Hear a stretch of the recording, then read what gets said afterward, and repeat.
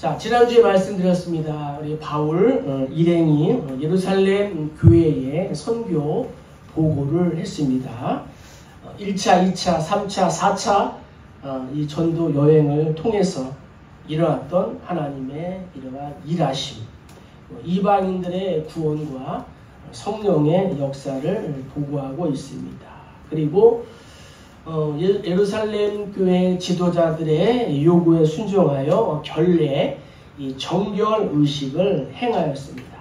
그런데 아시아로부터 온 유대인들은 바울을 반유대 교적인 사람으로 여기고 바울 일행이 성전을 더럽혔다고 비방하며 바울을 성전 밖으로 끌어냅니다. 예루살렘 성이 요란해지자 천부장이 달려와서 바울을 결박하여 데리고 갑니다. 성전은 외부인이 성전에 들어오거나 또 이방신을 섬기는 사람이 또 나온다거나 때로는 술주정뱅이들이 들어온다고 결코 성전이 더럽혀지지는 않습니다. 오히려 교만과 외식 그리고 아집의 울타리를 치고 예수의 마음으로 순종하지 않는 그러한 행위가 성전을 더럽히고 그곳에 임재하시는 하나님을 모독하는 행위인 것입니다. 오늘 본문을 통해서 이 바울의 이러한 상황을 통해 우리가 얻을 수 있는 영적 교훈들이 있습니다. 자, 그것이 무엇일까요? 27절을 다시 한번 읽겠습니다. 그 이래가 거의 참에 아시아로부터 온 유대인들이 성전에서 바울을 보고 모든 무리를 충동하여 그를 붙들고. 오늘 본문을 통해서 우리가 깨달을 수 있는 말씀은 무엇이냐? 성도의 삶의 방식은 세상의 삶의 방식과는 달라야 한다는 것입니다. 바울이 야고보와 장로들의 권면을 따라 나시린을 서약한 4명과 함께 성전에 들어갔습니다. 그 이래가 참에 이 말씀은 바울 일행의 정결의식이 거의 마무리가 될 무렵이었습니다. 정결 예식을 위해서 제물을 사고 제사에 참여함으로써 자신이 얼마나 또 철저하고 경건한 유대인인가를 결정적으로 보여주는 날입니다. 그런데 바로 그날에 아시아에서 온 유대인들이 성전에서 바울을 붙잡은 것입니다. 이 그를 붙들고라는 이 표현은 그에게 손을 대다라는 뜻을 갖고 있습니다. 그를 붙들다, 그에게 손을 대다라는 이 단어는 예수님을 붙잡을 때도 사용되었고 또 사도들을 붙잡을 때도 사용이 되었습니다. 이 사람들이 모든 무리를 충동했다. 이 충동했다라는 이 단어의 뜻은 홍수가 범람하여 혼란스러운 상황을 말합니다. 홍수가 범람한, 그래서 혼란스러운 상황처럼 되었다는 거예요. 아시아에서 온 유대인들이 바울을 붙들고 2가지 주장을 합니다. 첫째는 바울이 유대인과 율법과 성전을 비방하며 모든 사람을 가르친다라는 거예요. 유대인의 이 정체성을 결정하는 데 근본 요소인 율법과 성전을 이 바울이 대적한다, 모독한다라는 이유였습니다. 두 번째는 무엇이냐? 바울이 이방인인 헬라인을 데리고 성전에 들어와서 거룩한 성전을 더럽혔다라는 거예요. 아시아에서 온 유대인이나 예루살렘에 있는 유대인들은 은혜를 오히려 악으로 갚는 자들이었습니다. 바울을 죽이려는 악한 의도와 편견으로 가득 차 있는 사람이었습니다. 그런데 이는 비단 바울 당시의 유대인들만의 모습이 아닙니다. 예수님 당시의 유대인들도 그러했습니다. 예수님은 공생의 3년 동안 유대인들에게 엄청난 은혜를 베풀어 주셨습니다. 구원의 복음을 전하셨고 병든 자와 또 귀신 들린 자를 고쳐 주셨습니다. 심지어는 죽은 자들도 살려 주셨습니다. 가르치고 전하고 치유하는 이러한 3대 사역을 통하여 유대인들에게 큰 은혜를 베풀어 주셨습니다. 그럼에도 유대인들은 예수님을 배척하고 십자가에 못 박아 죽였습니다. 예수님의 은혜를 최악의 악으로 갚은 것입니다. 그러나 이것이 어찌 예수님이나 바울 당시의 유대인들만의 모습이겠습니까? 예나 지금이나 사람들은 은혜를 원수로 선을 악으로 갚기 일수입니다. 이것이 세상 사람들이 사는 삶의 방식이라는 거예요. 왜 그럴까요? 이 세상이 악의 화신인 사단의 지배 아래에 있기 때문입니다. 그렇다면 하나님의 통치를 받는 성도들의 삶의 방식은 어떠해야 할까요? 당연히 하나님의 성품과 예수님의 인격을 따라야 합니다. 하나님은 선하신 분입니다. 하나님은 결코 선을 악으로 갚지 않으십니다. 오히려 악을 선으로 갚고 원수도 은혜로 갚는 분이십니다. 그러므로 성도들이 세상에서 사는 삶의 방식은 세상의 방식과는 달라야 된다는 거예요. 예수님께서도 너희 원수를 사랑하며 너희를 핍박하는 자를 위하여 기도하라 이렇게 말씀하셨습니다. 바울도 너희를 박해하는 자를 축복하고 너 저주하지 말라. 내 원수가 줄이거든 먹이고 목마르거든 마시게 하라. 그대함으로 내가 숯불을 그 머리에 쌓아 놓으리라 했습니다. 그렇습니다. 성도들은 이 원수도 은혜로 갚아야 될 줄로 믿습니다. 이것이 성도들의 삶의 방식이 되어야 한다는 거예요. 물론 이것은 인간의 본성을 거스르는 일로 결코 쉬운 일이 아닙니다. 만일 우리가 이렇게 한다면 사람들은 우리를 향하여 성자라고 부를 것입니다. 그러나 예수의 제자인 성도는 모두가 그리스도를 본받아 그리스도같이 되어야 합니다.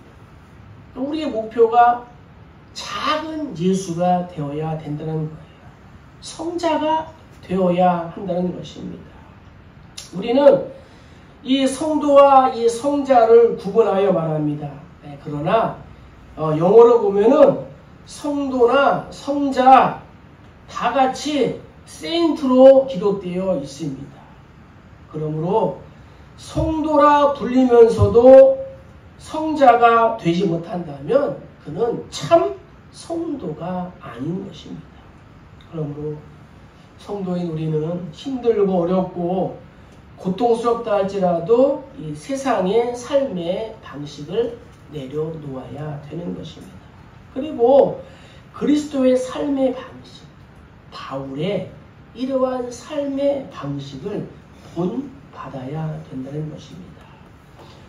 구약 선지자 미가는 이렇게 고백했습니다. 사람아 주께서 선한 것이 무엇임을 내게 보이셨나니 여호와께서 내게 구하시는 것은 오직 정의를 행하며 인자를 사랑하며 겸손하게 내 하나님과 함께 행하는 것이 아니냐. 자, 너희 듣는 자에게 내게 이르노니 너희 원수를 사랑하며 너희를 미워하는 자를 편대하라고 예수님께서 말씀하셨다는 거예요. 성도의 우리는 날마다 말씀 묵상으로 내 마음을 거룩함으로 채우지 않으면 나 또한 하나님의 일에 대적하는 유대인이 되는 거예요. 날마다 말씀과 기도로 구별되고 거룩한 그러한 우리 성도님들 되시기를 주의 이름으로 축복합니다.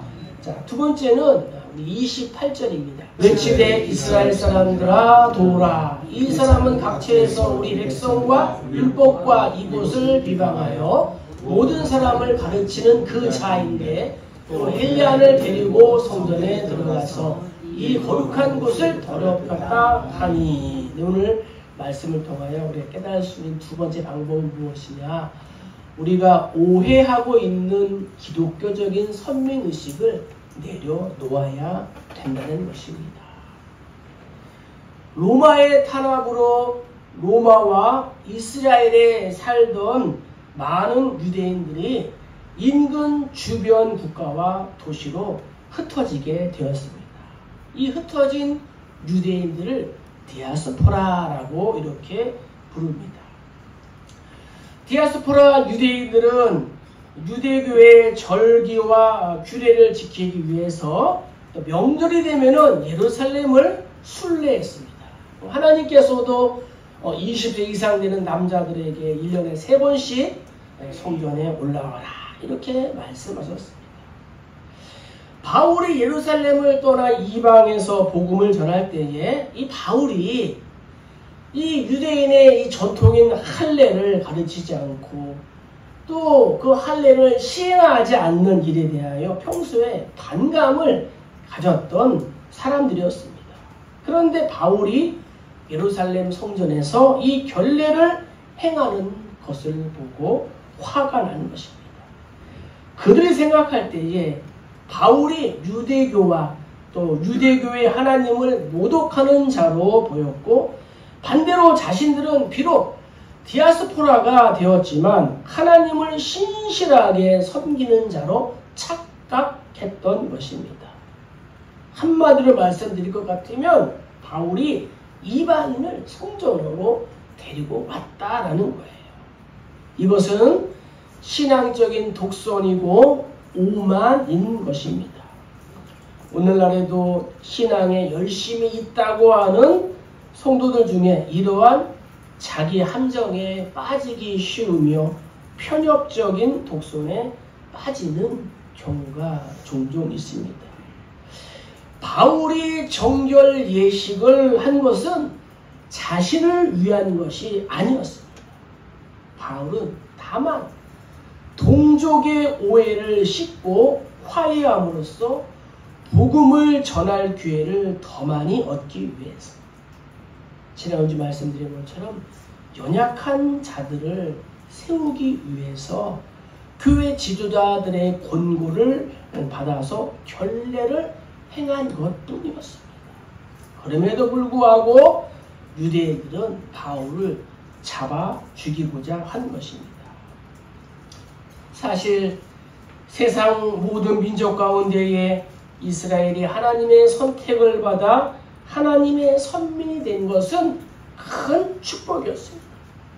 어떻게 보면 이스라엘은 하나님의 선민이 될 만한 자격이 없었습니다. 그들은 애굽에서 400년 동안 대를 이어 종살이하던 노예 민족에 불과했습니다. 그럼에도 불구하고 하나님은 그들을 택해서 하나님의 백성으로 삼으신 것이었습니다. 따라서 저들은 자신이 선민으로 택함 받은 것에 대하여 자랑할 수도 없었습니다. 그것은 하나님의 주권적인 은혜였습니다. 따라서 타 민족에 대하여 우월의식을 가질 수 없었습니다.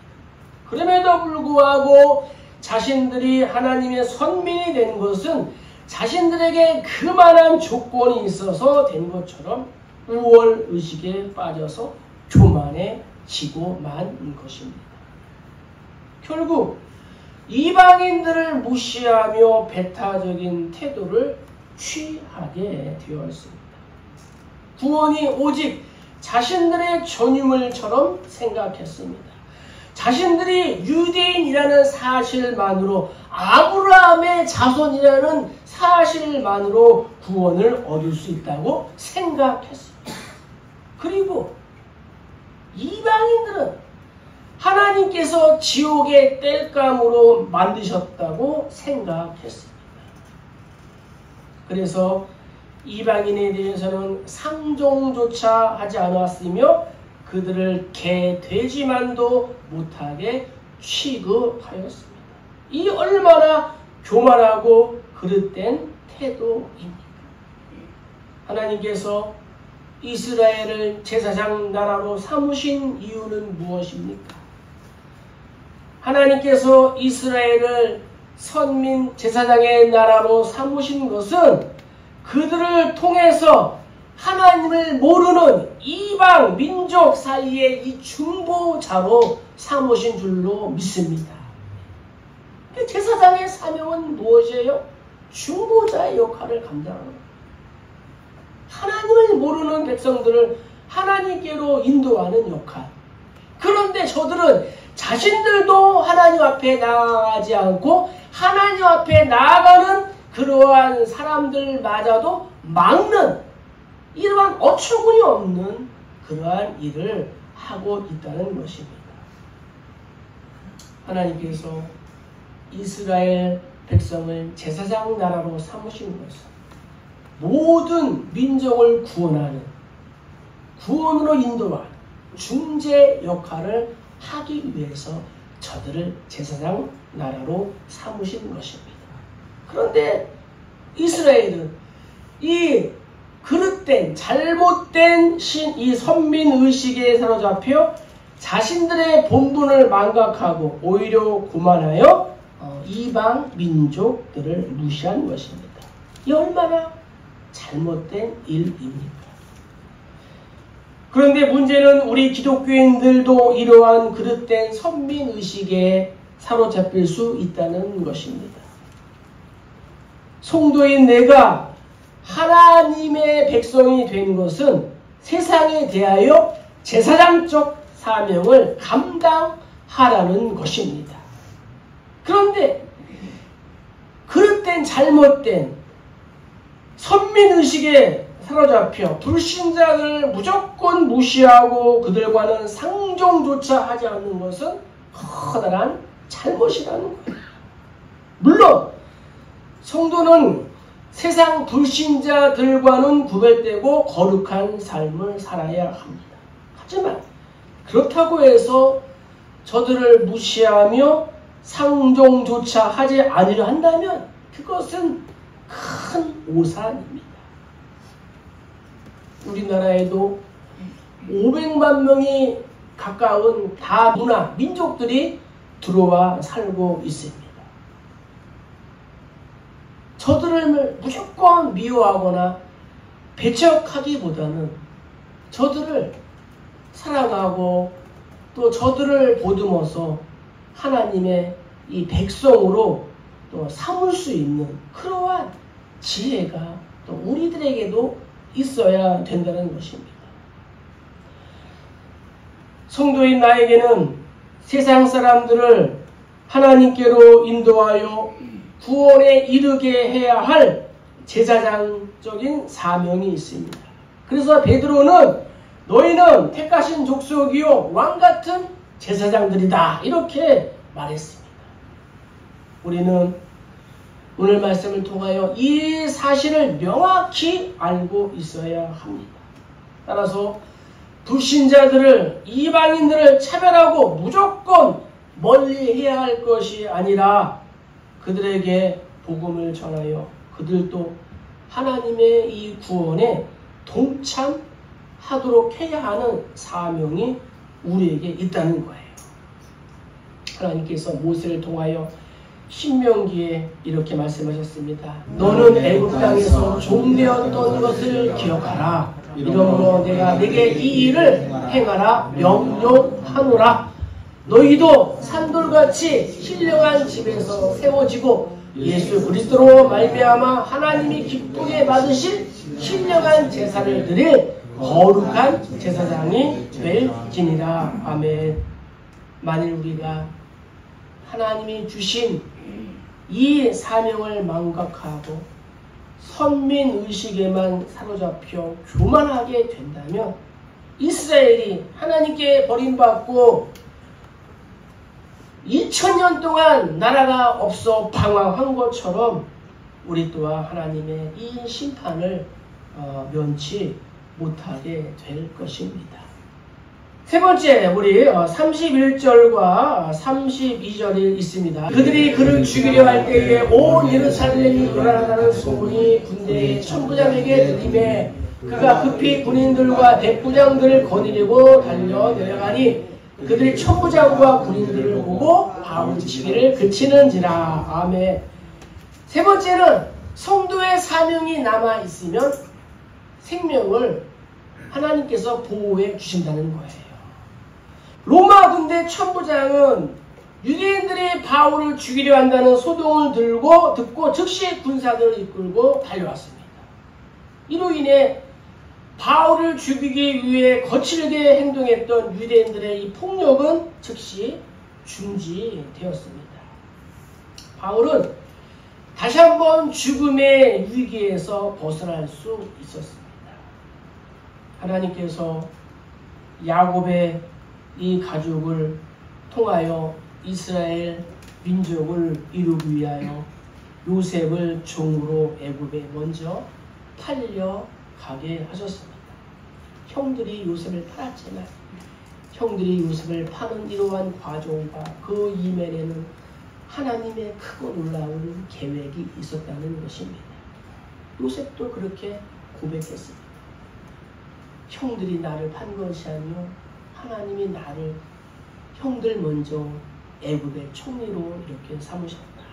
마찬가지로 로마 사람들의 영혼을 건지는 로마 선교를 위하여 바울을 로마 이 군대의 지휘관인 천부장을 통하여 보호받도록 하신 것입니다. 만약 재판도 하지 않고 사람들에게 바울이 죽임을 당했다라는 소식을 들으면 당시 행정관리요 치안 책임자인 이 천부장의 이 심각한 문제에 부딪히게 될 것이었기 때문입니다. 이러한 바울의 위기 탈출은 천부장의 신속한 대응으로 인한 것으로만 보기 쉽습니다. 그러나 우리는 천부장의 민첩한 행동의 배후에는 바울의 생명을 보호하시고자 하시는 하나님의 섭리의 손길이 있었음을 믿어야 될 줄로 믿습니다. 성도의 생명을 보호하시는 하나님을 우리는 믿어야 된다는 거죠. 바울은 15년 동안의 이러한 사역 기간 동안 여러 번 죽을 고비를 당했습니다. 그럼에도 불구하고 지금까지 자신의 생명을 유지할 수 있었던 것은 그가 다른 사람에 비하여 운이 좋았기 때문이 아닙니다. 그것은 하나님께서 이 바울을 보호하신 까닭인 줄로 믿습니다. 하나님께서 왜 이처럼 바울을 여러 번 이 죽음의 위기에서 구해 주었을까요? 그가 하나님의 선택받은 백성이기 때문일까요? 아닙니다. 하나님께서 바울의 생명을 구해 주신 것은 바울이 아직 해야 할 사명이 남아 있었기 때문입니다. 이것은 사도 베드로를 헤롯 아그리파 1세의 손에서 하나님께서 구해 주신 것과도 같습니다. 바울이 옥에 갇혔습니다. 야고보는 순교당했습니다. 교회는 이 베드로를 위해서 기도했습니다. 그때 하나님께서 천사를 통하여 이 베드로의 이러한 생명을 구해 주셨다는 거죠. 바울이 로마로 압송되어 가는 도중에 유라굴로라는 이 광통을 만나게 돼서 죽음 또 위기에 처하게 됩니다. 그때도 하나님께서 바울을 살려주셨습니다. 사도행전 27장 24절 바울아 두려워하지 말라 내가 가이사 앞에 서야 하겠고 또 하나님께서 너와 함께 항해하는 자를 다 내게 주셨다 하였으니 아멘. 바울 덕분에 같이 이 풍랑을 맞은 그러한 승객들도 다 살았다는 거죠. 사람은 누구나 한 번은 죽습니다. 바울 역시도 끝내는 로마에서 순교를 당했습니다. 그럼에도 불구하고 아직 사명이 남아 있었기에 하나님은 죽음의 위기에서 건져주신 줄로 믿습니다. 네, 그렇습니다. 하나님은 당신의 백성들에게 사명이 남아있는 한 반드시 그 생명을 보호해 주신다는 것입니다. 인간적인 눈으로 볼 때에 위기와 위험이 닥쳐온다 할지라도 하나님의 종이 완수해야 할 사명이 남아있다면 결코 당신의 종의 생명이 이 땅에서 끊어지는 것을 하나님은 허락하지 않으신다는 것입니다. 그러므로 성도인 우리가 만일 진정으로 하나님의 백성이요 하나님의 종이라는 확신과 믿음이 있다면 어떠한 고난이나 위기가 파도처럼 닥쳐온다 할지라도 결코 두려워하지 말아야 될 줄로 믿습니다. 아프리카의 탐험가요 선교사였던 리빙스턴이 이렇게 말했습니다. 사명이 있는 자는 결코 죽지 않습니다. 사명이 있는 자는 결코 죽지 않는다는 것. 사명이 있는 우리를 데려가시면 하나님 손해라는 거죠. 또 우리는 이 땅에 살면서 살든지 죽든지 그 어떠한 상황에도 전혀 두려워할 필요가 없습니다. 왜냐하면 나에게 사명이 남아있다면 하나님께서 나의 죽음을 허락지 않을 것이고 또한 사명이 남아있지 않다면 나 역시 이 땅에 더 이상 머물러야 할 필요가 없기 때문입니다. 오늘 말씀을 통하여 나에게 일어난 이 소동이 나를 두렵게 하지만 하나님은 그 소동으로 구원의 일을 이루시는 줄로 믿습니다.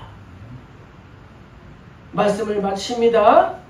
우리 사무엘상 25장 29절 한번 읽겠습니다. 사람이 일어나서 내 주를 쫓아 내 주의 생명을 찾을지라도 내 주의 생명은 내 주의 하나님 여호와와 함께 생명싸개 속에 쌓였을 것이요 내 주의 원수들의 생명은 물배로 던지듯 여호와께서 그것을 던지시리이다. 아멘.